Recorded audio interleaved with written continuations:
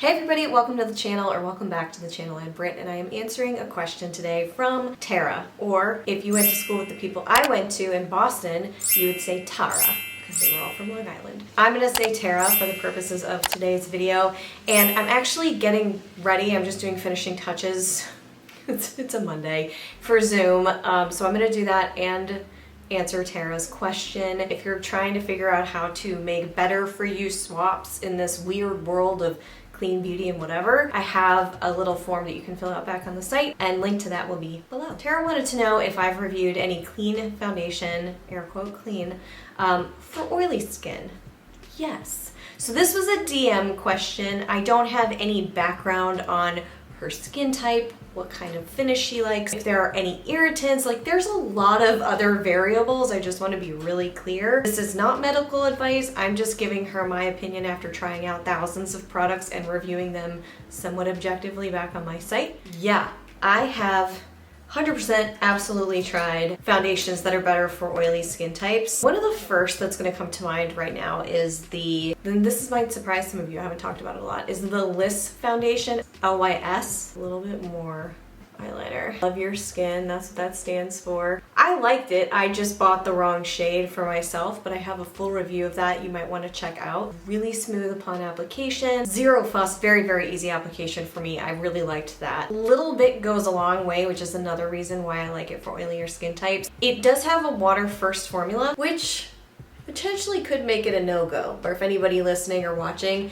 has tried it and they have oily skin and they're like, no, that doesn't work. I'd love to crowdsource some of these. Just make sure you include your skin type and a few details about your experience so we have some additional context. Thank you. So I really liked the Liss. There's plenty of color options. A very small amount goes a long way, like I was saying. So you're not really packing it on, and I liked using a kabuki brush there.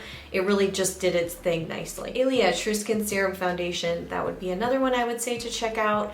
I tried the old formula, I really didn't like it. I tried the newer formula, huge fan. The old one settled oddly. This one I didn't find to do that. It's more of a medium coverage product. It builds pretty nicely. The finish is okay. But the only thing is there's dimethicone in here, which could be totally fine for you. Usually it breaks me out, but for some reason in another one of the foundations I'm going to talk about that has it at the end of the list, doesn't irritate my skin. So there you go. The next would be, speaking of that, the Haus Labs foundation. This is going to be, it wasn't mattifying, and it might not be enough if you have super oily skin. But I do think this could work really well if you have oilier skin. Just make sure you prep accordingly. You don't want to put too many heavy things on underneath. Recently reviewed this, really liked it. Posted that over here if you want to see it, but it's sort of like this. I can't even feel it on my face, and it gives a beautiful, beautiful coverage. It also has skin care type of ingredients, which pretty much everything I'm mentioning does too. And then the last product that I would mention is the RMS foundation. Again, you can click through to get all the details if you want to get them, but the RMS foundation I feel really provides more of an opacity. So this is more of a strong medium coverage. It's less of a natural look, so it depends on the look you're going for. But I also feel like on this foundation in particular, I had to use a lot of prep on my skin because I have combination skin. It skews dry, it's a little dehydrated, to be honest with you. So it was almost borderline drying, just a tad on my skin, which is why I think it could be lovely on an oilier skin type. There are two little, runners up, kind of. They're not foundations, but really, do we have to just stick with the foundations? I don't know, you didn't say that, but you did say it. Anyway, I'm going to tell you. So there's the Caloray Free Dreamin' Blurring Skin Tint. Didn't work on me, but those types of formulas from the people that I've spoken to and the clients that I've had in the past, they really loved that type of a formula. Again, it comes out liquidy, but it gives a nice natural finish. It's not going to give you intense coverage, but it gives really strong coverage. So don't discount the tinted moisturizers, because sometimes, and the BB creams, sometimes they just provide better coverage than a foundation. It just depends, which I know can be frustrating when you're trying to find your favorite. And then on that same line of thinking with products, I would say look at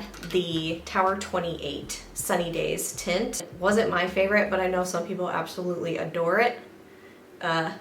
So That's it. If anybody else has any other favorite clean foundations or tinted moisturizers that provide a really great amount of coverage that they want to share over here and they want to help Tara out, then by all means do it. Just again, provide context, skin, why you love it, all the things. That would be amazing. If you have a question that you would like me to answer one-on-one, submit it on the Ask Britt page. Thank you so much for watching. If you found this helpful, make sure you hit that like button. It really makes a huge difference over here. I will see you right back here real soon. Until then, bye.